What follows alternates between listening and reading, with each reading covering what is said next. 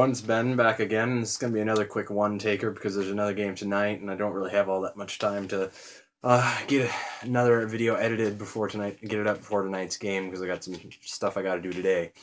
But anyway, the Habs get the half win in an overtime loss to the Tampa Bay Lightning last night in a game where they probably should have easily had the win. But I mean, it's been a while since we'd seen seen the Habs blow a good third period lead. I was thinking, that's been one thing the Habs been real great at this year. Going into the third period, I was kind of like, we've been great at keeping leads and like finishing the game off with them and not giving them up in the third like we used to all the time a few years ago. And then, sure enough, we gave up a third period lead. Anyway, let's start from the beginning. Early on in the first, Byron doing all kinds of work, using that speed to a T, gets in deep and gets the puck off a bit of a misplay by Andrei Vasilevsky. Gets it out front to Radulov. Radulov gets the gift tap in to break his bad streak of no goals. I think it was 7 games or something. So Radulov got a bit of a gift from Byron. Put the Habs up 1-0. And then not too long after, Tyler Johnson and the triplet line make the Habs look a little silly after a very, very bad giveaway by Shea Weber. That was pretty friggin' horrible.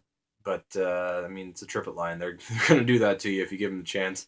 But then Weber made up for it not too long after. Got a pretty nice one-timer power play goal off of another pass by Byron. Very nice pass by Byron. He's been his offensive production has been kind of insane this season. Like it's been something pretty great. I mean, I've been enjoying it just because again, we got him for nothing. And that's the end of it for the first period. We go into the second, and the Habs get up 3-1 off of a goal from Chris Terry on the what I like to call the ice caps line, with Chris Terry, Michael McCarron, and Daniel Carr playing on it, who had been looking really good the last few games they'd played. They'd been looking really good together, and I would argue that McCarron definitely, maybe even Carr, maybe they should stay up with the team even once everybody gets healthy because they seem to be earning themselves spots.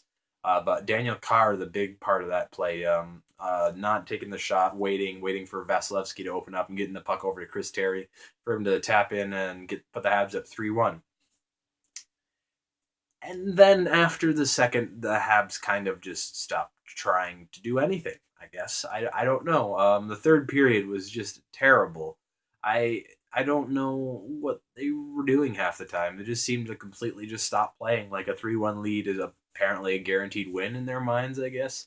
It was just not a pretty period. I mean, the goal, Hedman's goal came off of a really bad giveaway by, well, not terrible, but Gallagher gets stripped of the puck, and then Hedman gets a one-timer goal, and then Palat got the goal to tie it up on power play for the Lightning, and Brian Boyle was screening the hell out of Carey, so what can you do other than maybe clear the crease a little bit, but Brian Boyle's going to make it hard for anybody to see.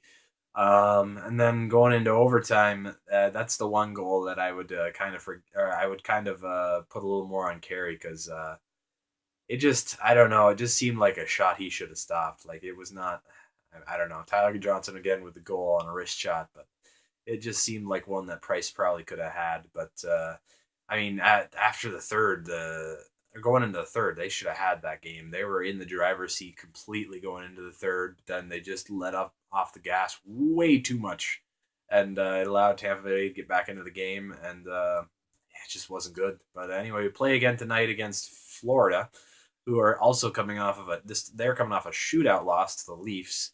But it'll be interesting to see how they'll respond to a loss last night, just like us.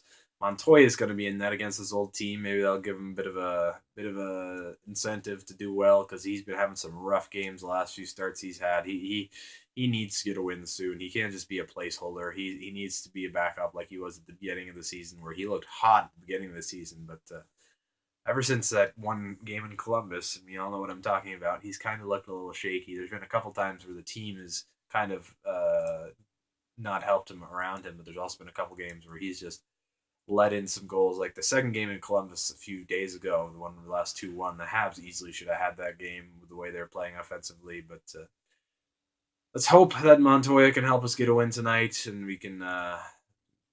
We got at least 1 point last night, so hopefully we'll get two tonight. And then be interesting to see. I think both Darnay and Galchenyuk are skating again, so they'll be back soon enough. I know Galchenyuk will be sliding right back into the number one spot, but it wouldn't surprise me at all if Darnay doesn't come back into the lineup with the way Dano's been playing and all the other centers have been playing in his absence, and then guys like McCarron and Daniel Carr stepping up. It wouldn't surprise me if Darnay doesn't find his way back into the lineup even when he's healthy. Anyway, we'll see what happens tonight, and see you guys next time.